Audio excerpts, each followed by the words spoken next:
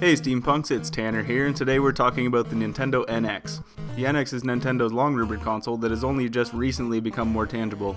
Nintendo sent out dev kits of the NX to developers, confirming that Nintendo is in fact launching a new console.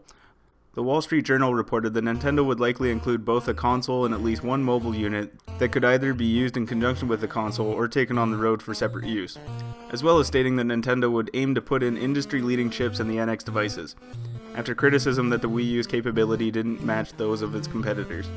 All this language is pretty murky, but reading between the lines and putting ourselves in Nintendo's shoes can help us make an educated guess at what the NX could be. The number one question still remains, however. Will this console be Nintendo's entry ticket into the console race, or will it just be a repeat of the Wii U's abysmal sales? At the center of this question are the NX's features. What will it need to have or not have to make this console different? This is 6 things the NX should have. Launch titles. Every Wii U owner knows of the lack of games early in the Wii U's lifetime. Its lack of launch titles was one of the biggest factors in the Wii U's woes, as it is tough to gain early adopters when you have no games. This is something that Nintendo doesn't want to and is not likely to repeat. The latest announcements that Legend of Zelda Wii U and Star Fox Wii U would be delayed till a further date leads me to believe that Nintendo is planning on solving this issue. IG Aonuma has said that Zelda will come out on the Wii U, but that doesn't make it a Wii U exclusive, as goes for Star Fox. These two will probably be available very late in the Wii U's lifespan and very early in the NX's. Not exactly a bad move though. Remember, Aonuma said that Zelda is being delayed because the development team has discovered several new possibilities for the game, and it now feels like they have the potential to create something that exceeds my own expectations. I'm all for a more expansive experience compared to a limited one, all over something as silly as a release date. Fanboys, don't hold your breath, because you'll actually need it when the game comes out. Shigeru Miyamoto has made similar comments in regard to Star Fox. We now believe that we will need a little more time to work on areas such as unprecedented discovery that we want players to experience in the game using 2 screens. The point is, these games aren't coming out for a while, and the NX will benefit greatly if they're launched on the NX at its release. More power. As amazing as some of the games look on Wii U, I can't help but think the games themselves had to be scaled back significantly just to run properly on the Wii U's hardware. Even the Wind Waker HD remake will start chugging when there's too much going on. It's safe to say that Nintendo needs some more muscle under the hood to compete with its competitors. Recently, a lot of people have been modding Mario into Unreal Engine 4, and the results are amazing. The graphics this engine are capable of far surpass anything on the Wii U currently. A full Nintendo game such as Zelda using a beefed up graphics engine would be the thing Nintendo fanboys dream about, and it seems the NX might have it. AMD was rumored to be working on several new processors, one specifically for gaming. Nintendo hasn't made any comment on the partnership, but just imagine this. Also, the Wall Street Journal stated Nintendo's ambition to put industry-leading chips into their next console. More storage. The Wii U is often ridiculed for having a laughable amount of storage, and rightly so. The original Wii U only had 8GB of storage, and the coveted Deluxe Edition has an astounding 32GB. This all becomes a non-issue with the use of some portable drives, but Nintendo needs to make this their problem and not the consumers. Just the other day I was scrambling to move things around so I could download the new Yoshi's Woolly World. This issue is compounded with the fact that more and more people are getting only digital copies of their games. If this is a trend that continues exponentially, then Nintendo is going to have problems if their consoles can't hold much.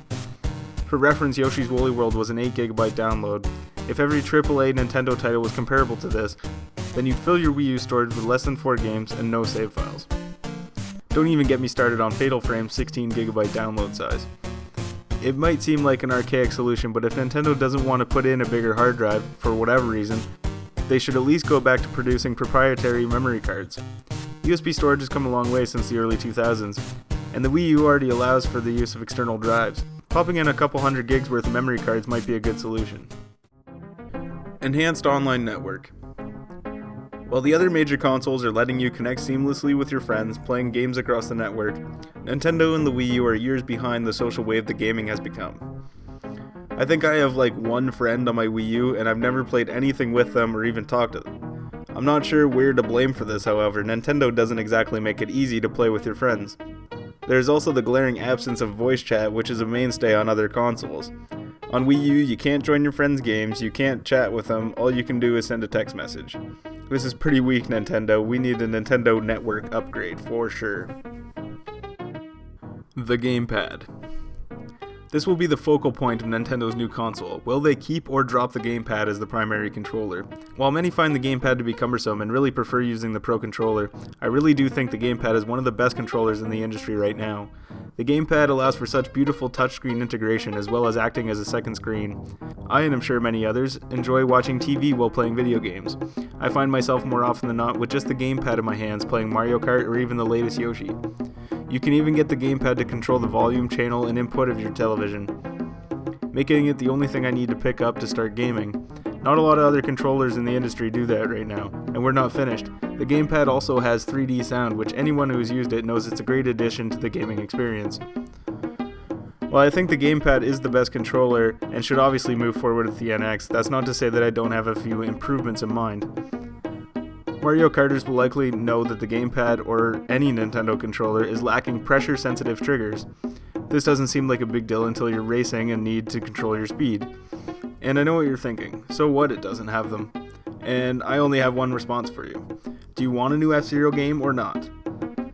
200cc in Mario Kart made it glaringly obvious that pressure-sensitive triggers are a must-have for racing games. Language used in the Wall Street Journal's article also points to a gamepad that might function more like an individual piece, as opposed to being tethered to the living room console. When I first got my Wii U, I was under the impression that I could take my gamepad to my living room or somewhere else and play it like normal. Unfortunately, however, the gamepad does need to be connected to its console counterpart. If the gamepad was more portable, then I could see it being a big seller for their new console. While we're on this note, I'm really hoping I'll be able to connect my 3DS to my console as a second controller. This functionality would be amazing, considering the sales of the 3DS hasn't suffered nearly as much as the Wii U's. If the Gamepad is brought forward to the new console, then I can't even imagine what we're going to be holding on to when it's released.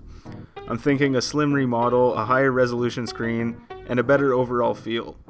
I don't see any other controller taking its place as the primary device, but it will need some improvement. And finally, competitive pricing. This is another important factor that will decide whether the NX will be successful or not. Currently, the Wii U is selling at $330 Canadian bundled with Mario Maker, which for a console isn't outrageous, but for a console that is reportedly less powerful than its competition, it's kind of high. The timing of its release isn't going to help either, considering a lot of gamers already own a PS4 or Xbox One and don't see the need for another console. I base the majority of my predictions on history, therefore I refer you to Nintendo's previous console, the Wii. It wasn't nearly as powerful as its competitors, but still managed to outsell them because of its price point. At the start of its life, the Wii was $250 Canadian. At the end of its life, it was under $200. I really believe this is the reason it outsold its competitors in certain demographics like children, elderly people, and other non-hardcore gamers. Where consumers could recognize a brand like Nintendo for quality and pick up a machine for under $300. This helped the Wii's sales immensely. Nintendo has always had a way of appealing to the broader gamer base rather than suiting the needs of the hardcore gamers, and charging them accordingly.